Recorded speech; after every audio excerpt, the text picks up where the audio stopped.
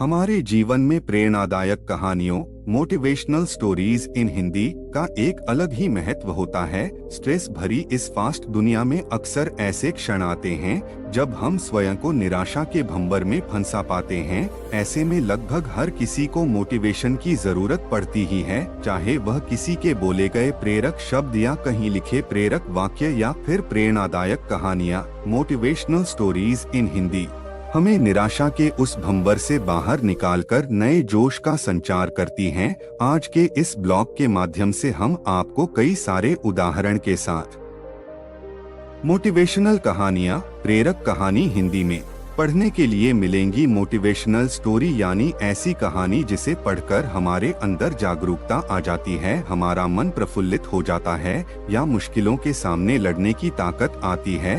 हर किसी के जीवन में मुश्किलें आती है, परंतु हमें कभी भी हार नहीं माननी चाहिए। इसी प्रकार इस ब्लॉग में हम छात्रों के लिए प्रेरक कहानी हिंदी में बताएंगे, जिसे पढ़कर आपके अंदर एक अलग प्रकार की जागरूकता आ जाएगी। आखिरी प्रयास। एक समय की बात है, एक राज्य में एक प्रतापी राजा राज करता था। एक दिन उसके दरबार में एक विदेशी आगंतुक आया और उसने राजा को एक सुंदर पत्थर उपहार में दिया। राजा वह पत्थर देख बहुत प्रसन्न हुआ। उसने उस पत्थर से भगवान विष्णु की प्रतिमा का निर्माण कर उसे राज्य के मंदिर में स्थापित करने का निर्णय लिया और प्रतिमा निर्माण का कार्य राज्य के महामंत्री को सौंप दिया। महामंत्री गांव के सर्वश्रेष्ठ मूर्तिकार के पास गया और उसे वह पत्थर देते हुए बोला, महाराज, मंदिर में भगवान विष्णु की प्रतिमा स्थापित करना चाहते हैं। 7 दिवस के भीतर इस पत्थर से भगवान विष्णु की प्रतिमा तैयार कर राजमहल पहुंचा देना। इसके लिए तुम्हें 50 स्वर्ण मुद्राएं दी जाएंगी। 50 स्वर्ण मुद्राओं की बात सुनकर मूर्तिकार खुश हो गया और महामंत्री के जाने के उपरांत प्रतिमा का निर्माण कार्य प्रारंभ करने के उद्देश्य से अपने औजार निकाल लिए। अपने औजारों में से उसने एक हथौड़ा लिया और पत्थर तोड़ने के लिए उस पर हथौड़े से वार करने लगा, किंतु पत्थर जस का तस रहा। मूर्तिकार ने हथौड़े के कई वार पत्थर पर किए, किंतु पत्थर नहीं टूटा।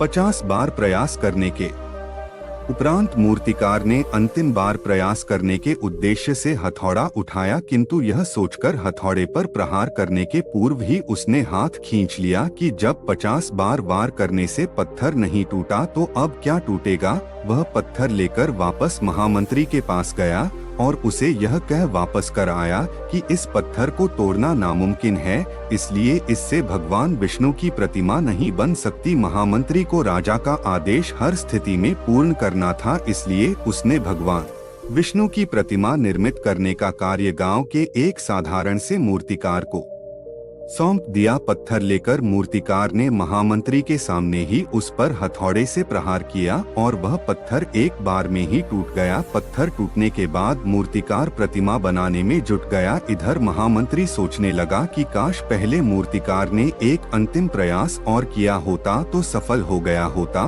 और 50 स्वर्ण मुद्राओं का हकदार बनता।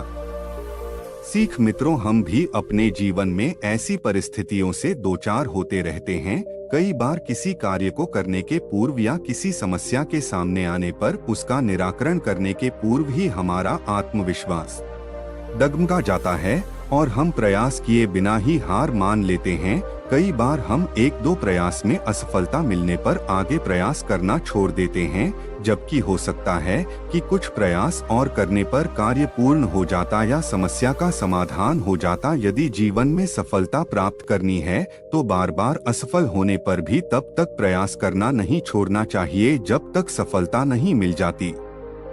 क्या पता जिस प्रयास को करने के पूर्व हम हाथ खींच ले वही हमारा अंतिम प्रयास हो और उसमें हमें कामयाबी प्राप्त हो जाए। शिकंजी का स्वाद। एक प्रोफेसर क्लास ले रहे थे। क्लास के सभी छात्र बड़ी ही रुचि से उनके लेक्चर को सुन रहे थे, उनके पूछे गए सवालों के जवाब दे रहे थे।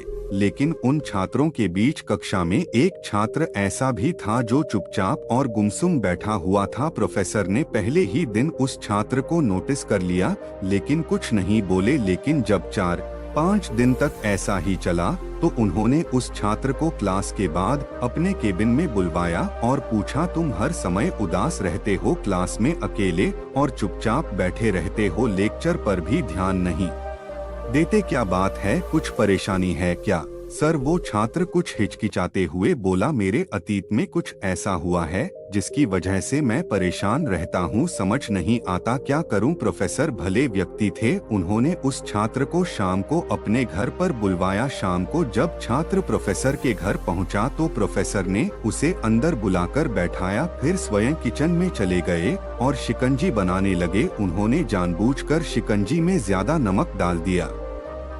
फिर किचन से बाहर आकर शिकंजी का गिलास छात्र को कहा, ये लो शिकंजी पियो। छात्र ने गिलास हाथ में लेकर जैसे ही एक घूंट लिया, अधिक नमक के स्वाद के कारण उसका मुंह अजीब सा बन गया। यह देख प्रोफेसर ने पूछा, क्या हुआ, शिकंजी पसंद नहीं आई? नहीं सर, ऐसी बात नहीं है, बस शिकंजी में नमक थोड़ा ज्यादा है। छात्र बोला, अरे अब तो ये बेकार हो गया, लाओ गिलास मुझे दो, मैं इसे फेंक देता हूँ। प्रोफेसर ने छात्र से गिलास लेने के लिए अपना हाथ बढ़ाया, लेकिन छात्र ने मना करते हुए कहा, नहीं सर, बस नमक ही तो ज्यादा है, थोड़ी चीनी और मिलाएंगे तो स्वाद ठीक हो जाएगा।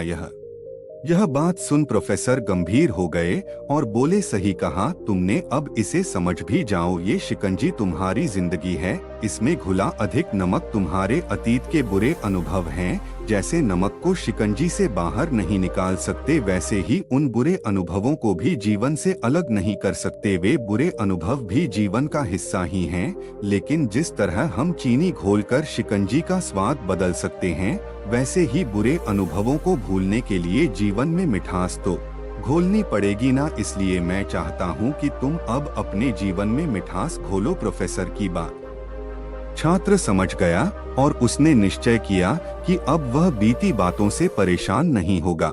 सीख, जीवन में अक्सर हम अतीत की बुरी यादों और अनुभवों को याद कर दुखी होते रहते हैं। इस तरह हम अपने वर्तमान पर ध्यान नहीं दे पाते और कहीं न कहीं अपना भविष्य बिगाड़ लेते हैं। जो हो चुका उसे सुधारा नहीं जा सकता, लेकिन कम से कम उसे भुलाया तो जा सकता है, और उन्हें भुलाने के लिए नई मीठी यादें हमें आज बनानी होंगी। जीवन में मीठे और खुशनुमा लम्हों को लाइए, तभी तो जीवन में मिठास आएगी।